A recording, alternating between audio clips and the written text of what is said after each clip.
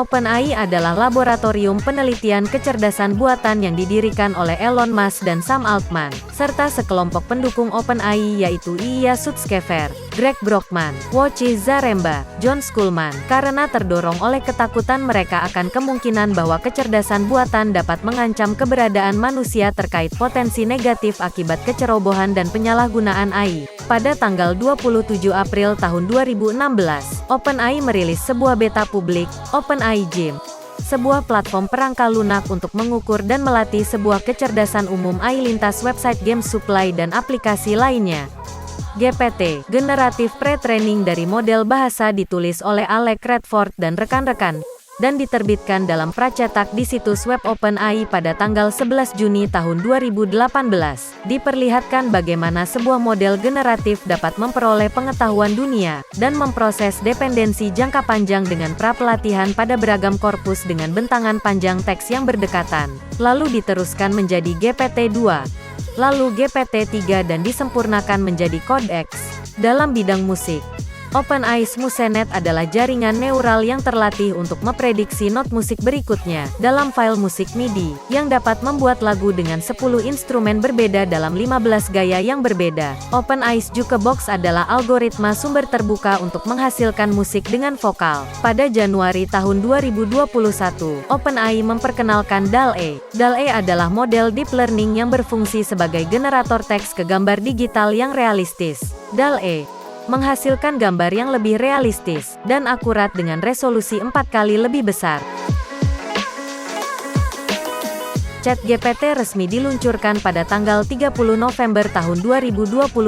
Kemudian, ChatGPT dapat diakses secara gratis pada tanggal 3 Desember tahun 2022, dan mencapai 1 juta pengguna hanya 5 hari setelah peluncuran awalnya. ChatGPT adalah alat kecerdasan buatan yang menyediakan sebuah pembicaraan antarmuka yang mengizinkan pengguna untuk menanyakan pertanyaan dalam bahasa alami.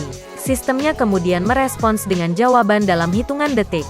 Setidaknya, ada 6 hal berbahaya yang sudah muncul sejak aplikasi ChatGPT diluncurkan. Manusia kehilangan pekerjaan. Saat AI menjadi lebih maju, AI mungkin dapat melakukan banyak tugas yang sebelumnya dilakukan oleh manusia, yang berpotensi menyebabkan hilangnya pekerjaan secara luas dan gangguan ekonomi, karena pengguna dapat memanfaatkan kecerdasan buatan ini untuk membuat banyak hal, mulai membuat perencanaan marketing, esai tulisan, dan lainnya. Diskriminasi dari bias sistem AI dapat dilatih pada data yang bias, mengarahkan mereka untuk membuat keputusan yang diskriminatif atau tidak adil. Ini dapat menimbulkan konsekuensi serius, terutama di bidang-bidang seperti peradilan pidana dan perawatan kesehatan. Phishing dan penipuan. Umumnya phishing atau pemerasan mudah dikenali karena narasinya yang kacau balau. Tetapi dengan ChatGPT susunan kalimatnya baik dan terlihat tidak tampak seperti phishing. ChatGPT pernah dicoba dan memberikan tulisan dengan email phishing, yang bertujuan untuk mendapatkan informasi yang bersifat penting, privasi, rahasia, serta sensitif, yang biasanya berupa data pribadi. Kecurangan ujian di sekolah. Hadirnya ChatGPT sangat mengkhawatirkan lembaga pendidikan. Dengan memanfaatkan teknologi AI, siswa bisa berbuat curang. Resiko keamanan. Sistem AI rentan terhadap peretasan dan bentuk serangan dunia maya lainnya, yang berpotensi menyebabkan pelanggaran data, hilangnya informasi sensitif, dan resiko keamanan lainnya. Sistem AI yang mampu mengumpulkan dan memproses data dalam jumlah yang besar. Hal ini dapat menimbulkan ancaman terhadap privasi individu, terutama jika data tersebut tidak ditangani secara aman. ChatGPT bisa membuat malware tanpa henti, sebab ChatGPT merupakan AI. ChatGPT dapat membuat variasi menggunakan kode malware, agar sulit dideteksi dan dihentikan. Mutasi kode malware yang cepat sangat berbahaya bagi keamanan perangkat.